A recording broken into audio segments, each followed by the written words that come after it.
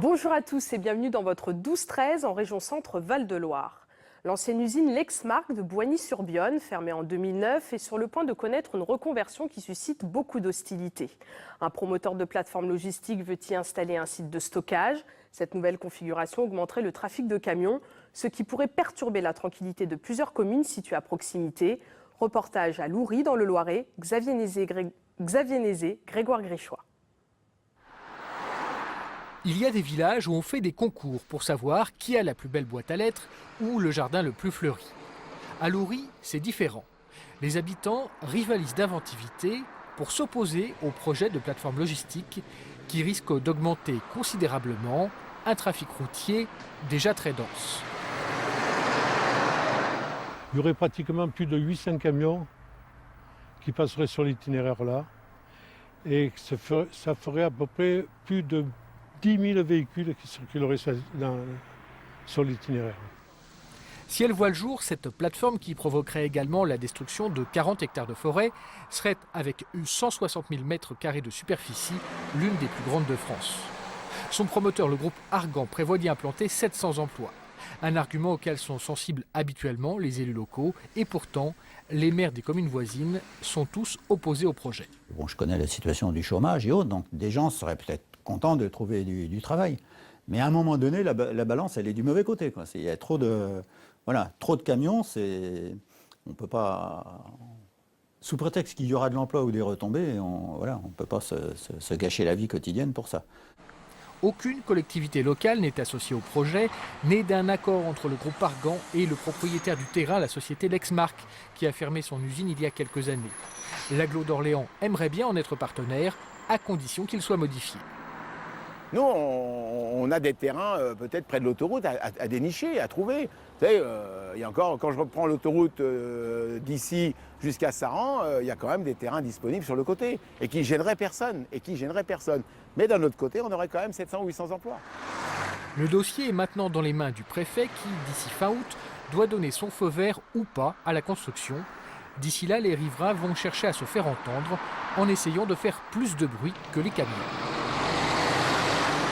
25 ans. Elle était installée à Blois depuis 25 ans et même citée en exemple. Mais aujourd'hui, l'entreprise Evrial CRM, spécialisée dans le service clientèle, va fermer ses portes et licencier 114 personnes. La faute à une baisse d'activité liée à la fin d'un contrat d'exclusivité avec l'opérateur Orange. Alors Jean Gémonet, Benoît Bruer.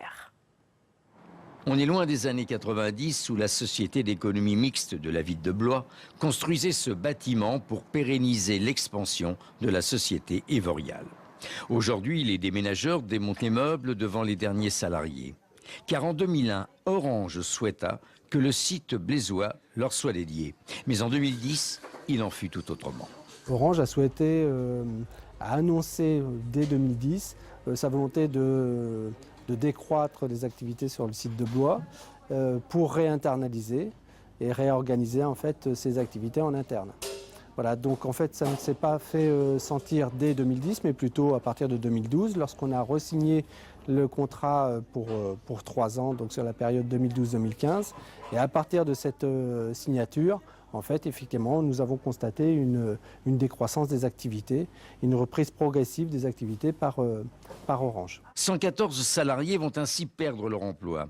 Depuis mai dernier, une cellule d'accompagnement les a conseillés. Philippe Trioreau, le directeur, lui-même licencié, ayant alerté très tôt les pouvoirs publics.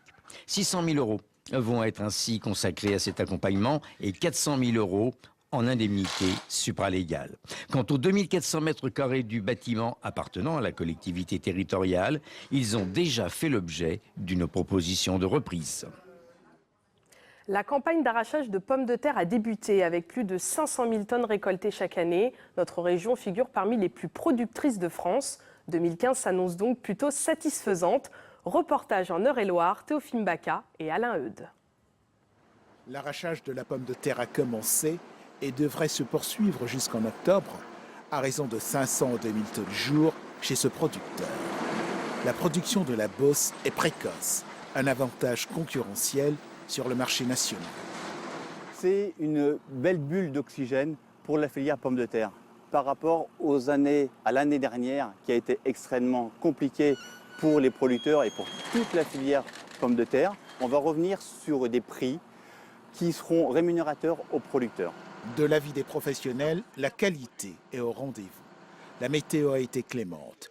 Sur le site de stockage, c'est un balai incessant de paddocks, rythmé par des camions bennes.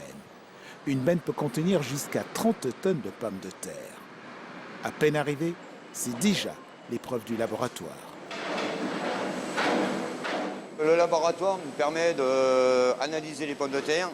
C'est des échantillons que nous prenons, nous prélevons dans chaque remorque, 40 kg, qui est lavé, ensuite analysé par un laborantin, ce qui nous permet ensuite de trouver la qualité. Plus de 500 000 tonnes de pommes de terre sont produites en région Centre-Val de Loire, ce qui nous place dans le peloton de tête, mais la concurrence est féroce, avec un marché en dents de scie. Montargis accueille actuellement les rencontres européennes de la construction paille. 300 participants, dont 18 nationalités, participent à l'événement. La filière se développe très bien en région Centre-Val de Loire. Des professionnels et des particuliers viennent même se former à Orléans et à Montargis. C'est le cas de ce couple qui a décidé de se lancer et de fabriquer sa propre maison en paille. Julien Bernier et Vincent Logereau l'ont rencontré. De l'extérieur, on ne le voit pas, mais cette maison est en paille, 1600 ballots cachés par de l'enduit. Là, je le manipule à la main parce que, en fin de compte, c'est juste de la terre crue avec du sable. Et il n'y a pas de chaud, donc il est facilement manipulable. André Coste, cuisinier de profession, construit sa maison de A à Z.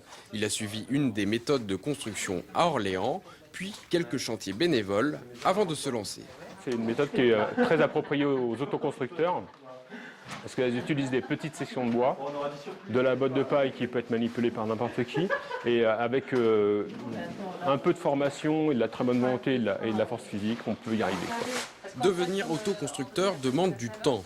André Coste a dû prendre un congé sans solde pendant 1 an et faire appel à la famille, des amis, des bénévoles. Le prix à payer pour une construction bien isolée, durable et écologique. La terre, par exemple, vient, enfin en tout cas l'argile vient des fondations, le sable vient de 3 km d'ici, la chaux également, il n'y a que vraiment des matériaux locaux. Et la paille ? Et la paille, elle vient de 10 km d'ici, du champ de l'agriculteur voisin. Il existe aussi des constructions clés en main, 30 à 50% plus chères. La filière régionale est l'une des plus développées, même si la construction paille est marginale en France. La région centre est plutôt bien placée. On a une demande assez forte par rapport à d'autres régions, une demande qui est assez forte. On a beaucoup d'architectes formés, vraiment beaucoup. Là pour le coup, on est la région, je pense, où il y a le plus d'architectes formés à la construction de paille. Et des constructeurs, il y en a aussi un bon nombre. Et la région dispose d'un autre atout, sa production paille, plus de 8 millions de tonnes par an. Comme tous les jours de la semaine, nous retrouvons tout de suite sur place, en direct du Festival d'Arc à Châteauroux, Aline Mété. Bonjour Aline. Alors, quelle est l'ambiance pour cette dernière journée ? Oui, vous le voyez derrière moi, la répétition de claquettes est en cours. Mais tout à l'heure, il y avait beaucoup de monde et beaucoup d'ambiance aussi pour la répétition de Raga Jam d'Audrey Bosc. Plus que quelques heures avant le spectacle final, ici, ce soir à 20h45, place Voltaire. Les répétitions vont se poursuivre toute la journée. Et pour les 600 stagiaires, pas le droit à l'erreur, mais les corps commencent à affaiblir, à souffrir. Heureusement, il y a une solution, c'est l'atelier massage, où les élèves apprennent à se masser entre eux. Regardez. Ce massage, ça permet quoi? Ça permet de me détendre, de relâcher mes muscles, de m'enlever toutes les tensions, et puis voilà, d'être prêt pour ce soir, pour les répétitions, voilà. Et ce soir, nous vous montrerons en avant-première quelques extraits du filage général avec les costumes. Et nous serons avec Michel Lopez, le metteur en scène de ce spectacle. Il nous expliquera comment il arrive à réaliser un spectacle de danse en 1 semaine. Ce sera ce soir dans le 19-20.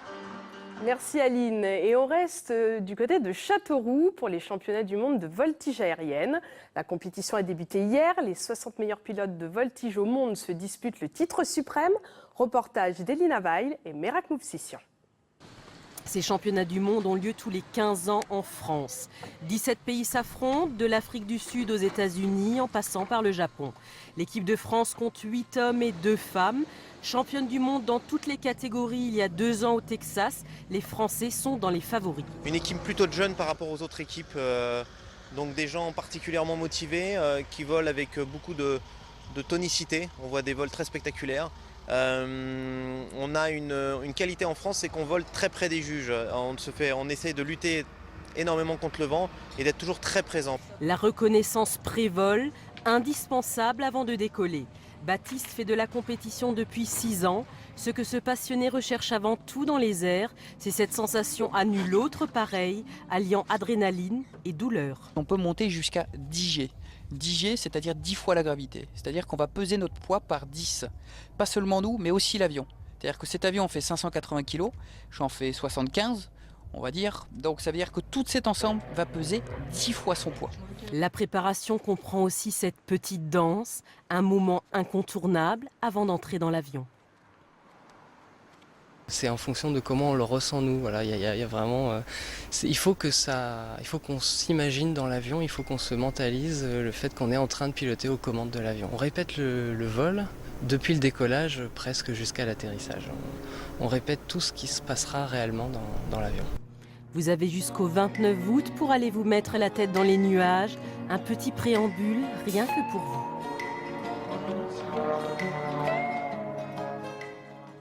Voilà, cette édition est terminée. À suivre l'édition des initiatives. Quant à nous, on se retrouve ce soir à 19 h.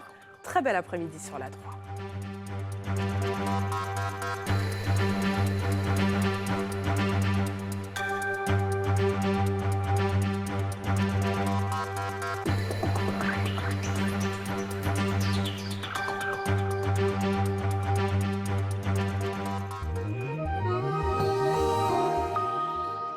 Du grand beau temps jusqu'à samedi, une dépression est centrée au sud de l'Islande et l'anticyclone sur le proche Atlantique. Une dépression orageuse va se creuser la nuit prochaine dans le fond du golfe de Gascogne et se déplacer vers le nord. Profitons donc de ce temps splendide cet après-midi dans l'ensemble de la région. Le soleil dominera totalement la situation dans une ambiance estivale. Les températures maximales du jour atteindront les 30 degrés à Chartres et Orléans, 31 à Bourges, Châteauroux et Blois et 32 degrés à Tours. L'astre solaire brillera dès demain matin dans le bleu du ciel dans tous les départements et la relative fraîcheur de l'aube sera très agréable avant la montée des températures. Le mercure affichera au petit matin déjà 15 à 17 degrés et il grimpera du côté des 30 degrés en journée. Aujourd'hui, vendredi 21 août 2015, les derniers rayons du soleil sont attendus autour de 20h56. Nous aurons 3 minutes d'ensoleillement en moins. N'oubliez pas d'embrasser les Christophe. Très belle journée à toutes et à tous.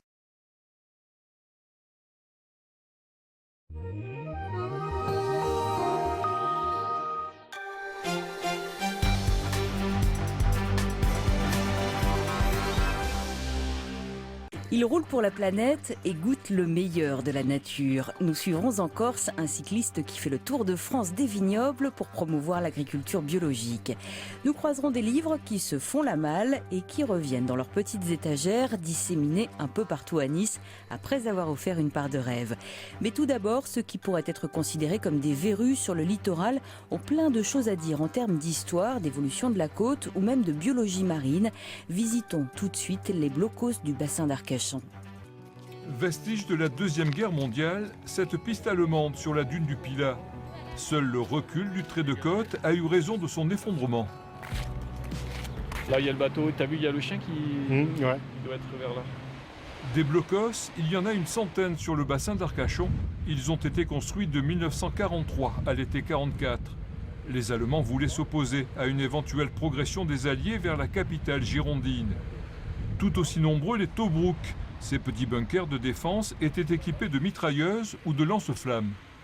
Les blocos ont été construits sous l'égide de l'organisation DOT, qui était une organisation allemande chargée d'effectuer les travaux. Les Alliés qui viendraient forcément par l'océan. Effectués par les travailleurs requis, notamment dans la région. Ils logeaient dans un camp qui était situé à Loubercaille, près du cimetière d'Arcachon. Entre la dune et le banc d'Arguin, à 20 mètres de profondeur, 6 blocos sont immergés. L'un d'entre eux fait l'objet d'une étude approfondie avec ses plongeurs bénévoles. Objectif, percer les mystères de ces bastions fortifiés.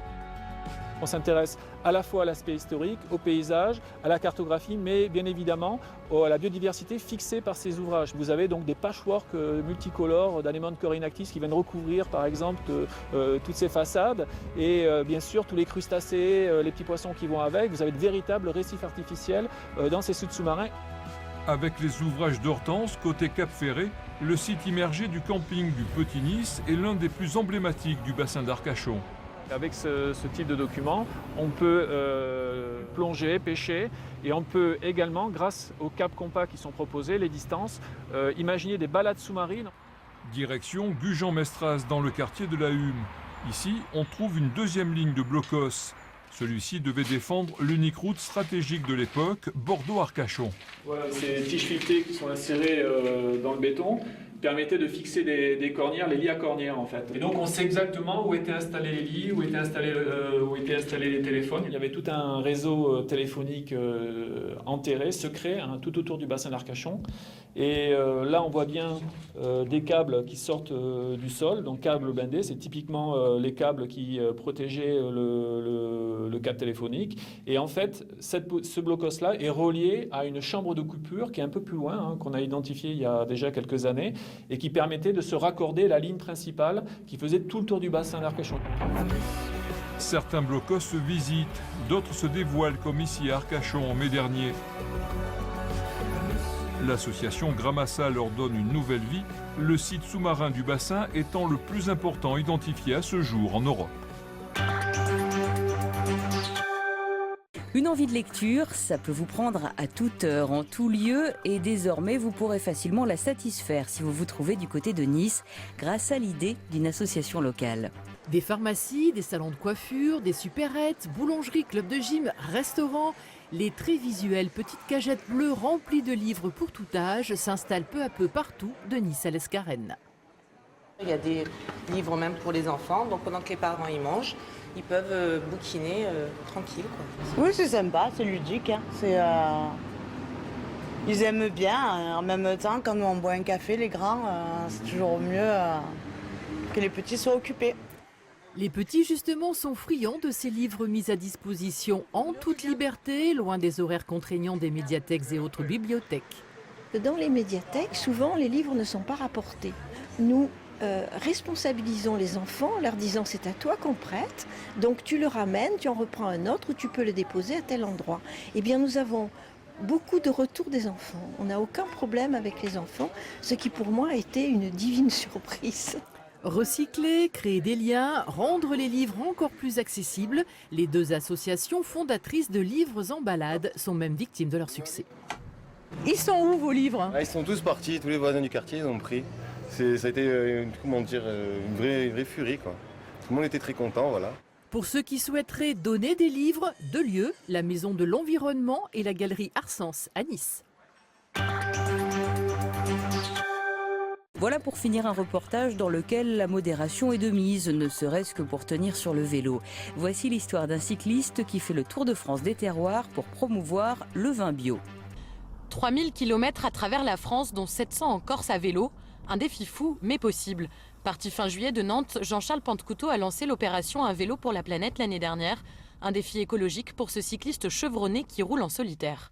Pour les amoureux du vélo, c'est quand même un coin génial, hein. Je dirais que la Corse, ça se mérite à vélo. Quand on passe une montagne, il y en a une autre qui arrive tout de suite après. Mais Jean-Charles Pentecouteau ne fait pas seulement du vélo. Le thème de son projet cette année, le vin biologique. Aujourd'hui, il rencontre une viticultrice dans la région de Patrimonio. Bonjour.